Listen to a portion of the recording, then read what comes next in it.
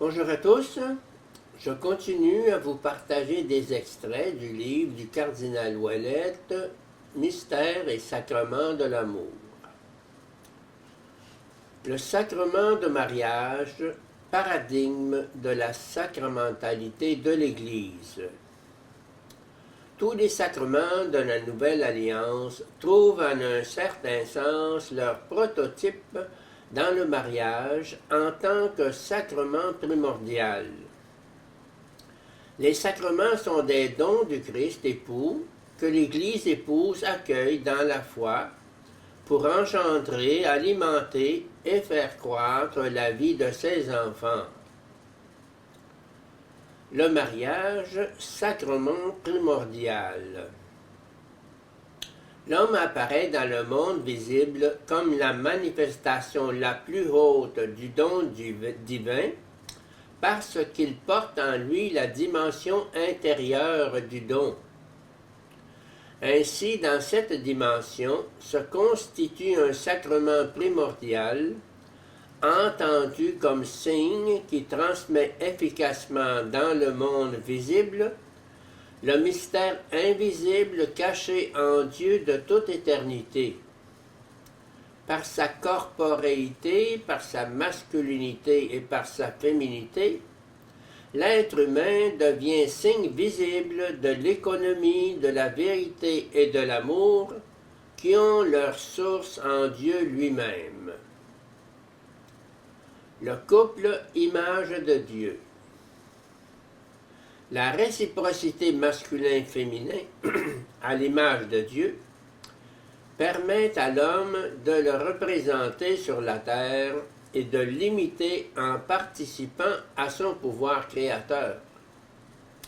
L'expression « Dieu le fit à sa ressemblance » signifie que Dieu a fait l'homme pour qu'il soit fécond comme lui.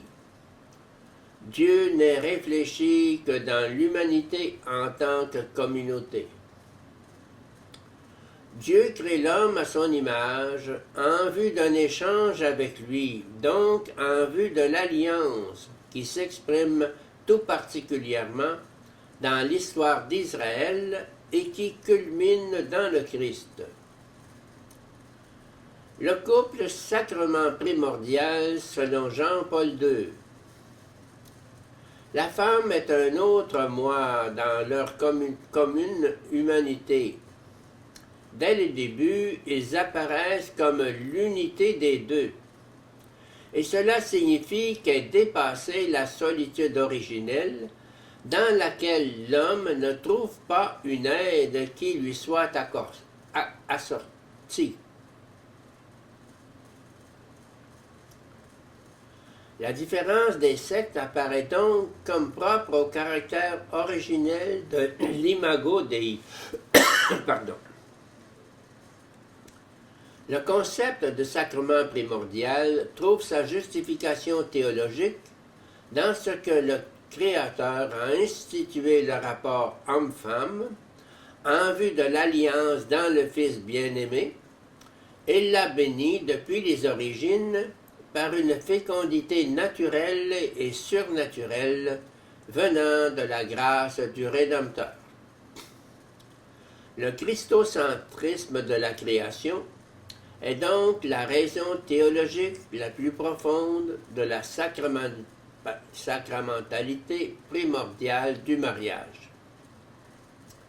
À partir de ce christocentrisme, Jean-Paul II peut contempler Genèse 2, 24 à la lumière de Éphésiens 5, 32 et voir le lien intime entre la création de l'homme à l'image de Dieu comme masculin et féminin et le grand mystère sponsal Christ-Église dans l'ordre de la rédemption.